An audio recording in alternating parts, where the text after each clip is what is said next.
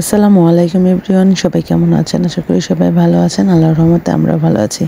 তো আমি এখানে ঈদের দিনের ভিডিওটা আমি কোনোভাবেই টাইমলি পোস্ট করতে পারলাম না। এত বেশি ব্যস্ততা, এত বেশি কাজকর্ম সবকিছু মিলে দেখা গেছে যে আমি ভিডিওটা রেডি করতে পারি নাই। আজকে বাবার বাড়িতে এসে আমি ভিডিওটা রেডি করে ফেললাম। দেখা গেছে যে শ্বশুর বাড়িতে সমস্ত কাজকর্ম এক হাতে করতে হয়, সবকিছু মিলে আমি ভিডিও রেডি করতে পারি না। তো সব কাজের যে ভাবিটা ছিল উনি 2-3 দিন আসবে না, তো সব কাজকর্ম আমার উপর।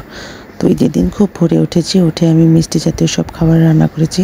হচ্ছে ওদের জন্য কাপড় বের করেছি। আর মাসফিক বেবি এত বেশি ঈদের দিন সকালে ঘুমাচ্ছিল, তাকে ওঠানোই যাইতেছিল না। তো তাকে আমি খুব বলে টলে ওঠানোর চেষ্টা করতেছিলাম। তারপর হচ্ছে যে এদিকে মেরাজ, তারপর হচ্ছে ওরা সবাই আর কি গোসল করে পাঞ্জাবি পরে, আর এই যে গ্রিন যে পাঞ্জাবি পরা ওটা হচ্ছে আমার চাচাতো চাচা শ্বশুরের ছেলে। এখানে মাসফিক বেবি ঘুম কোনোভাবে সে ঘুম যাচ্ছিল না।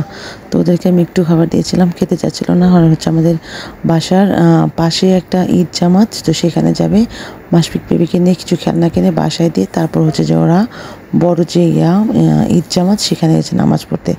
আর আমি মাসফিক বেবিকে পাশে বসিয়ে রেখে আমি রান্নাটা এটা কমপ্লিট করে ফেললাম। এটা হচ্ছে আমি বিরিয়ানি রান্না করব, মাংসটা রেডি করে ফেললাম। তো দেখা গেছে আমার শাশুড়ি ঈদের দিন ঘুম থেকে উঠতে উঠতে তার 8টা 7:30 এরকম বাজে। তো তার ইয়াতে থাকলে আমার সব কিছু লেট হয়ে যাবে।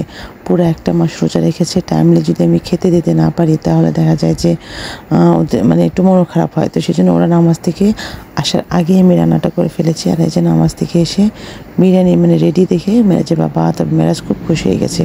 তারপর অনেকক্ষণ রেস্ট নিয়েছি, রেস্ট নিয়ে তারপরে যে আমার কাপড়টা আমি বের করে ফেলেছি। তো এখন গোসল করে তারপর হচ্ছে যে রেডি হব, রেডি হয়ে তারপর একটু আশপাশে ঘুরতে যাব। তো এই তো রেডি হয়ে বের হয়ে গেলাম। ঘোরার মতো সুন্দর কোনো প্লেস নাই। তো এই দিক দিয়ে একটু ন্যাচারাল যে ইয়াটা আছে সেই দিক দিয়ে ঘুরতেছিলাম।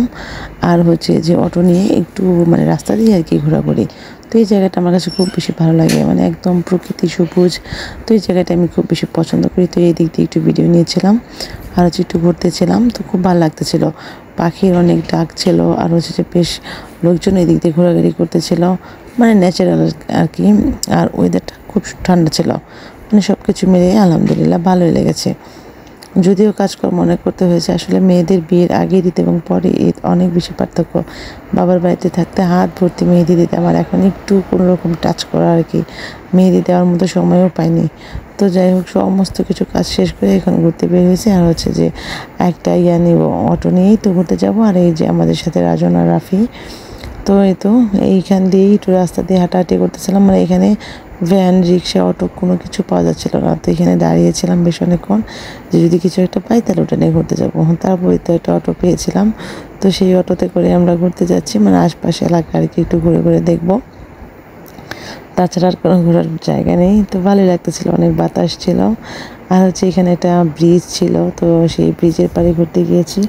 এই জায়গাটা বেশ ভালো লেগেছে, অনেক পাখির ডাক ছিল। তো আসলে সব কিছুই এনজয় করা দরকার। তো এই তো ঘুরতেছিলাম। আজকে আমার ভিডিওটা এ পর্যন্তই। আল্লাহ হাফিজ।